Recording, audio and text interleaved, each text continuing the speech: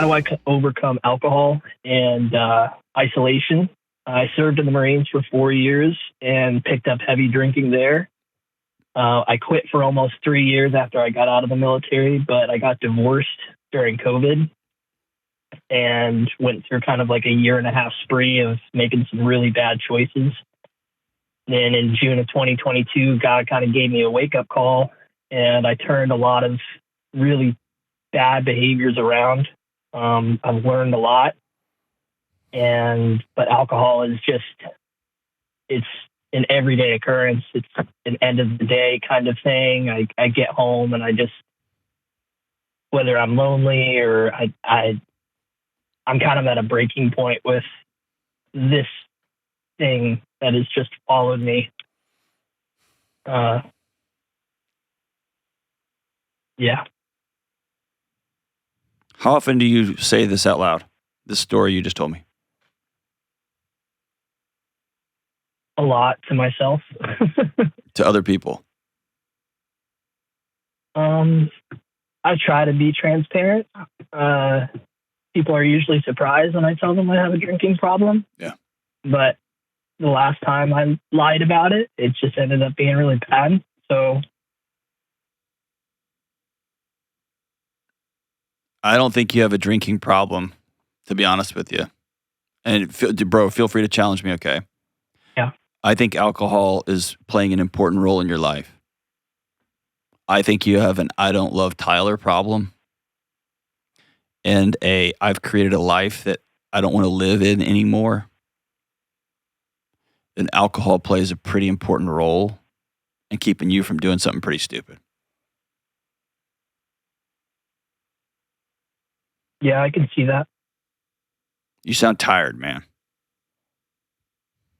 I'm exhausted.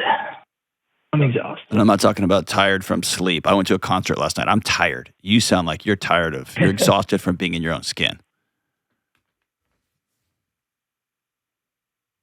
Yeah. Mostly just tired of fighting. There you go. It's an everyday thing. Yeah. How long have you been fighting, dude? And, not just alcohol, but how long have you been fighting, Tyler?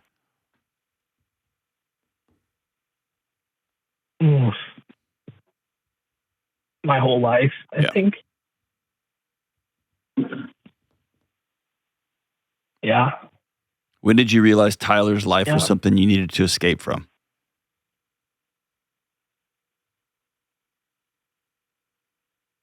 Probably as a kid. Home life wasn't the best. I have a great family for the most part, but. So you just said two important things in the Marines I've sat with over the years. Not that great. And for the most part, are usually fantastic cover-ups for some pretty gnarly stuff. Yeah. I've had to swallow a lot. Yeah. And I guess 2 years ago, I got to a point where I said, I'm not swallowing anymore. Yep. And I'm becoming more sensitive. And the more I'm starting to like reconnect with myself, the more I'm closing up to the world. Well, tell me about that.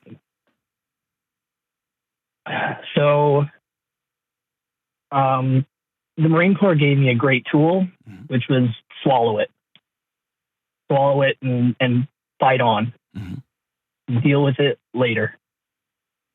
And I discovered your show, and I've been on this walk of becoming stronger, walking with God.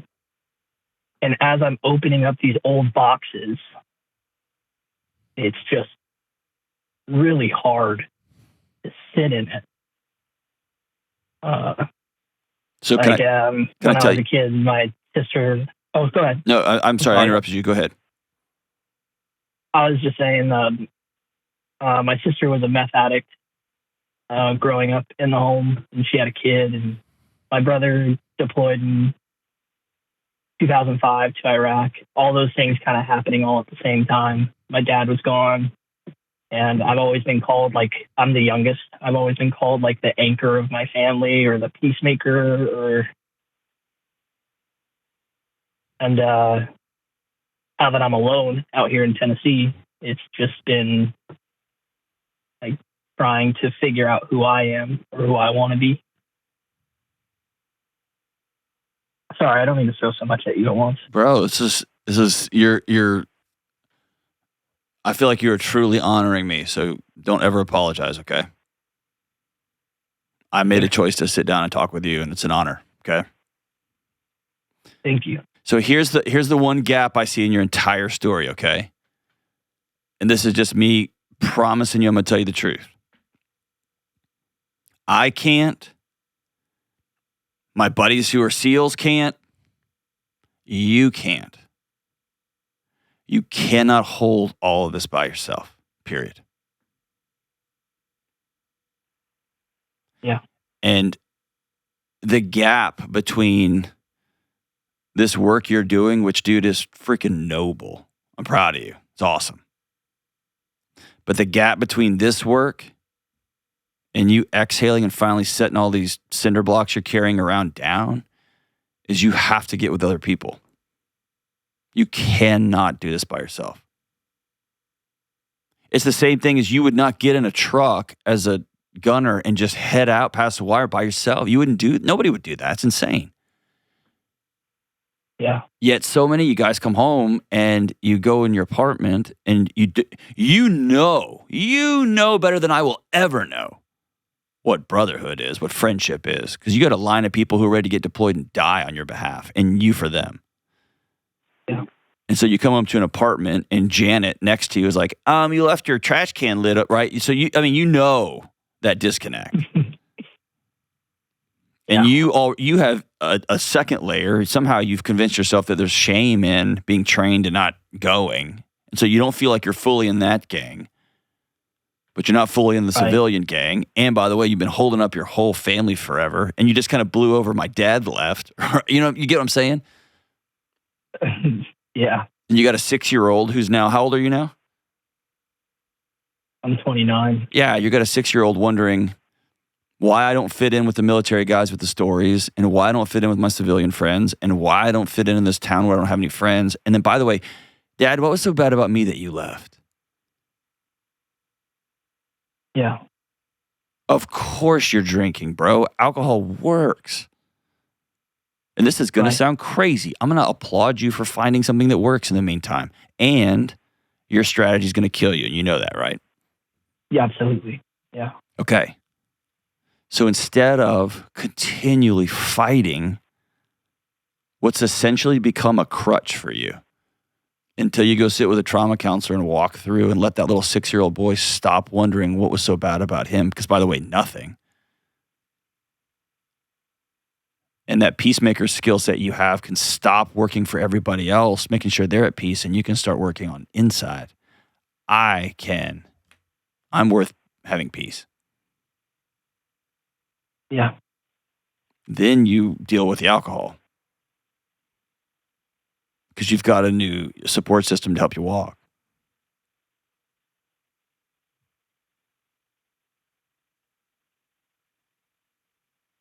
What scares you about talking to people in real life?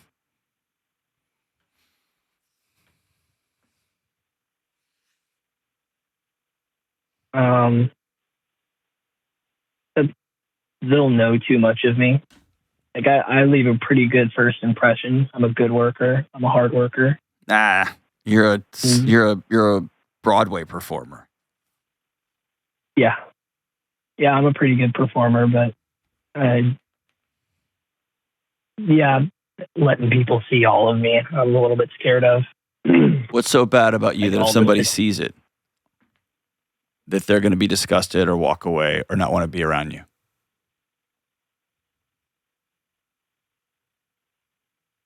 I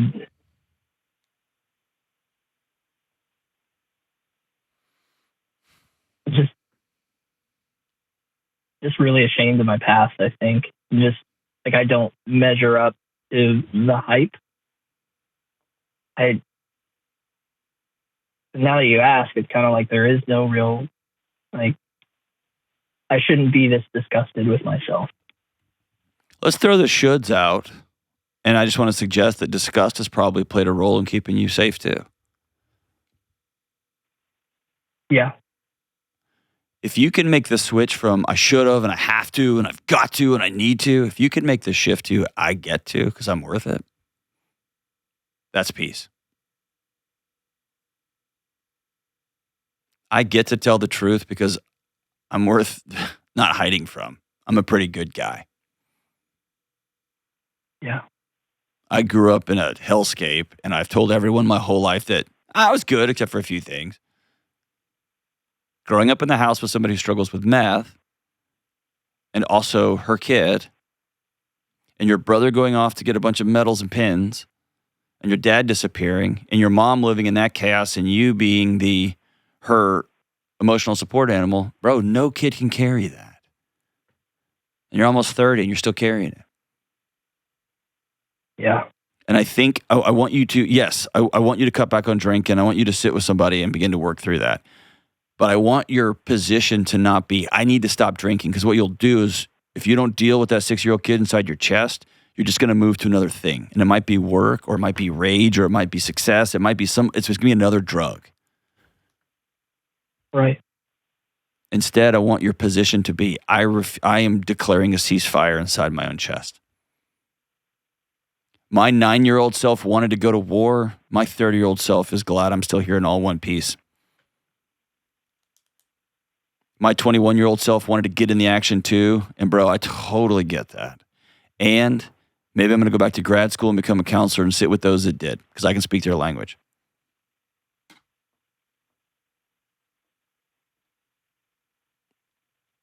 Just the landscape is wide open. I just need you to believe it.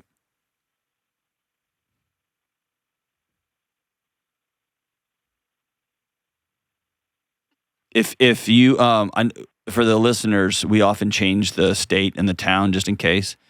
I'm going to put this out there, and you can let Mia know who's on the phones right now when we get off the call. If you're in my area here, I want to get your contact info, and I'll go have coffee with you. Okay. Is that fair? Yeah. Yeah, that's fair. Do me a favor. Make a fist. And Yeah. whatever hand you would punch somebody in the mouth with, make a fist with that hand, if you're left-handed or right-handed. Yeah. And put it right square in the middle of your chest. Okay. And exhale as deep as you can and pull your shoulders all the way down. And say these words to me and the millions of people that will see this clip. I love this guy. I love this guy. And I'm done fighting him. And I'm done fighting him. And today is day one. Today is day one. Amen. Amen. So you get off this phone call, I want you to pull up Google, and I want you to commit to going to a meeting tonight, okay? Yes, sir. And no more hiding. You have nothing to hide about. Have you done stupid stuff? Yes, we all have. Have you done some big stupid stuff people don't know about? Probably. Yeah. You've been working really hard on making yourself a great dad, a good man. You're doing the next right thing. You called me, next right thing. You're going to sign up for a counselor, next right thing. You're going to go talk to, start going to meetings, next right thing. Are you back in the gym? Yeah, that's the only thing that I do right. That's not true. That's not true. You take your little boy for ice cream? Well, absolutely. That's something you do right. You tell him you love him every time you see him? Every time. That's something you do right. Do you wrestle with him? Oh, yeah. That's something you do right. Do you honor his mom even if she makes it really tough on you? I treat her with the utmost respect. She's the mother of my child. You're doing a whole bunch right, brother. So that not true statement, that dishonest statement, you're not going to say that anymore. You're doing a lot of things right. Understood. Fair? Very fair. It has been a high honor to talk to you today, brother. I don't get to talk to a lot of It's been an honor men. for me. I talk to a lot of men who are doing good stuff, and I talk to a lot of men who feel frozen and stuck. I don't get to talk to a lot of men who are frozen and yet are scratching and clawing from the inside of that ice cube to get out. And that's what you're doing. And I've got the utmost respect for you, man. Thank you. Okay. Day 1. Day 1. And if you drink on day 7, okay. Shoot me a direct message on Instagram and just say, day 1, and I'll applaud you again because we're back on the horse. Okay. But we're not going to war with Tyler anymore. We're making peace with Tyler. Ceasefire. It's over. We're friends now. Now we're going to do the next right thing together.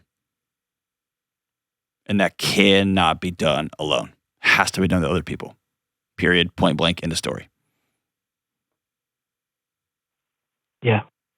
If you come down and visit me, I'll have coffee with you. If you bring a couple of guys, I'll take you out for lunch and buy your lunch. How about that? Okay. Game on? Sounds amazing. Game on. All right. High honor. I'm going to send you Building a Non-Anxious Life as just a gift. It's a roadmap for you, man. And the secret to that book is it's not just about anxiety. It's about being uncomfortable in your own skin. It's not going to be a tool to help you stop drinking, but it will help you build a life that will make alcohol less and less relevant, okay? And if you're like any of my other buddies who are veterans, I'm going to also send you the network I work for is the Ramsey network. Their flagship product is Financial Peace. I'm going to send you that too, and you can start getting control of your money because I know that haunts you too. Fair? Very fair. Yeah. Thank you. Okay. And I'm going to give you all 9 lessons. They're digital lessons. You can just watch them by yourself, or if you want to be a gangster, have your 6-year-old sit down by you and watch them together, and y'all can talk about them over ice cream, and you can say, this cycle stops with me. Yes, sir. Cool? Game on? Game on. All right. I love you, good man. I'm proud of you. I'm proud of you. I'm proud of you. I am proud of you, dude. Hey, if everybody's listening, this right here, what you just heard from Brother Tyler here, this is what bravery and courage looks in real time in the real world. Having the grit and determination, I will make the next right step. God, what an honor to talk to you, man.